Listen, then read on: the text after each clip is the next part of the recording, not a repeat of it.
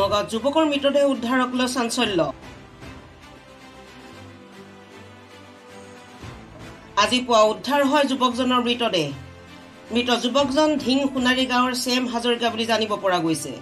লগৰীয়া বন্ধুৱে জনোৱা মতে যুৱকজন কিছুদিন ধৰি অসুস্থ হৈ আছিল। স্থানীয় সূত্ৰই জনোৱা মতে যুৱকজন ড্ৰাগছ আসক্ত আছিল। আমি জনাই আছো এনিটাইম 24 দৰ্শকক, নগাঁৱত যুৱকৰ মৃতদেহ উদ্ধাৰক লৈ চাঞ্চল্য। আজি পুৱা উদ্ধাৰ হয় যুৱকজনৰ মৃতদেহ।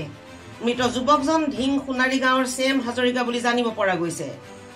লগৰীয়া বন্ধুৱে জনোৱা মতে যুৱকজন কিছুদিন ধৰি অসুস্থ হৈ আছিল। স্থানীয় সূত্ৰই জনোৱা মতে যুৱকজন ড্ৰাগছ আসক্ত আছিল। আমাৰ লগৰে আছিলে, একলগতে আছিলোঁ। আমাৰ এসপ্তাহ ধৰি কিবা বেমাৰ হৈ আছিলে। বেমাৰ মোৰো মই ডক্টৰ দেখাইছোঁ, বহুত চেষ্টা কৰিছোঁ ঘৰত লৈ যাবৰ কাৰণে, তাক চিভিলত লৈ যাবৰ কাৰণে সি নাযায়। এতিয়া আমি কি কৰিম? এতিয়া মানুহটো পেলাই দিব নোৱাৰোঁ। এতিয়া যেনে তেনে দাঙি কিনি আনি ছাইডত থৈছোঁ। অলপ আগত আহি শুনো ৰাতিপুৱা মৰি গ'ল।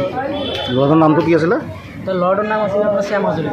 ঘৰটো হ'ল আপোনাৰ ধিং সোণাৰী গাঁও। নগাঁৱৰ পৰা নিতুল দাসৰ ৰিপৰ্ট, এনিটাইম 24।